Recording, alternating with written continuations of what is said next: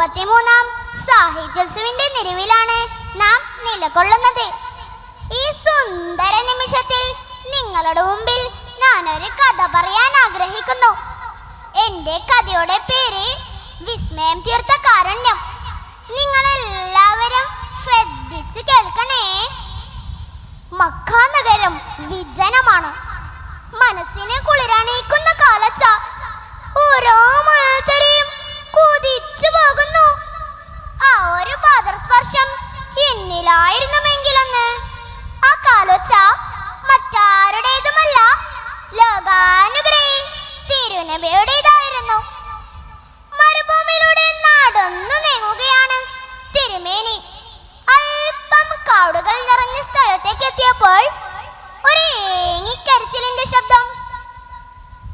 തങ്ങൾ ചുറ്റും നോക്കി. അപ്പോഴതാ ഒരു മരുമേടൻ കിടന്നുറങ്ങുന്നു. തന്റെ അരികിൽ വലയിലകപ്പെട്ട ഒരു മാൻപേട. ആ മാൻപേട തങ്ങളെ കണ്ടതോടെ കരച്ചിലിന്റെ ശബ്ദം കൂട്ടാൻ തുടങ്ങി. കണ്ണുനീരൊലിപ്പിച്ചു കൊണ്ട് മാൻ നബിയോട് പറഞ്ഞു, നബിയെ, ഞാൻ പ്രസവിച്ച് 3 ദിവസമായിട്ടുള്ളൂ. മക്കൾക്ക് ഭക്ഷണം തേടി വന്നതാണ്. തങ്ങളൊന്ന് എന്നെ രക്ഷപ്പെടുത്തിയാലും. ഉടനെ തന്നെ നബി തങ്ങൾ ആ മലമേടനോട് പറഞ്ഞു, ആ മാനിനെ അഴിച്ചു വിടൂ. അതതിന്റെ മക്കൾക്ക് പാലോട്ടി ഉടനെ തന്നെ തിരിച്ചു വരും. അപ്പോൾ മലമേടൻ ചിരിച്ചുകൊണ്ട് ചോദിച്ചു, എന്ത് വിട്ടിത്തമാണ് നിങ്ങൾ പറയുന്നത്? ഈ മാൻ തിരിച്ചു വരുമെന്നോ? മലമേടൻ കുറച്ചു സമയം ആലോചിച്ച് വീണ്ടും ചോദിച്ചു, ശരി, അതിന് നിങ്ങൾ ജാമ്യം നിൽക്കുമോ? നബി തങ്ങൾ പറഞ്ഞു, ഞാൻ ജാമ്യം നിൽക്കാം. അപ്പോൾ മലമേടൻ പറഞ്ഞു, ഈ മാൻ തിരിച്ചു വന്നില്ലെങ്കിൽ ഇതിരപകരമായി നിന്നെ ഞാൻ അറുത്തു കളയും. അപ്പോൾ നബി തങ്ങൾ പറഞ്ഞു, താങ്കൾക്ക് എന്നെ എന്ത് വേണമെങ്കിലും ചെയ്യാം. ഉടനെ തന്നെ ആ മലമേടൻ ആ മാനിനെ അഴിച്ചു വിട്ടു. മാൻ ഓടി മറഞ്ഞു. പറഞ്ഞ സമയം കഴിയാൻ നിമിഷങ്ങൾ മാത്രം ബാക്കി.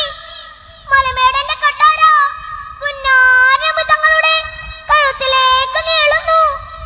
അപ്പോഴതാ പൊടിപടലങ്ങൾ പറത്തി ഹാമാൻ എത്തിക്കഴിഞ്ഞു. മലമേടൻ അമ്പരന്നു പോയി. ഇത് എന്താ അത്ഭുതമാണ്! ഉടനെ തന്നെ മലമേടൻ നബി തങ്ങളോട് ചോദിച്ചു, താങ്കൾ ആരാണ്? നബി തങ്ങൾ പറഞ്ഞു, ഞാനാണ് അന്ത്യപ്രവാചകൻ മുഹമ്മദ് നബി സ്വല്ലല്ലാഹു അലൈഹി വസല്ലം. ഉടനെ തന്നെ ആ മലമേടൻ ഇസ്ലാം മതം സ്വീകരിക്കുകയും ആ മാനിനെ അഴിച്ചുവിടുകയും ചെയ്തു. എന്റെ കഥ നിങ്ങൾക്ക് എല്ലാവർക്കും ഇഷ്ടപ്പെട്ടില്ലേ? എന്നാൽ ഞാൻ എന്റെ കൊച്ചു കഥ അവസാനിപ്പിക്കുന്നു. വാഖിറു ദഅവാന അനിൽ ഹംദുലില്ലാഹി റബ്ബിൽ ആലമീൻ. അസ്സലാമു അലൈക്കും വറഹ്മത്തുള്ളാഹി.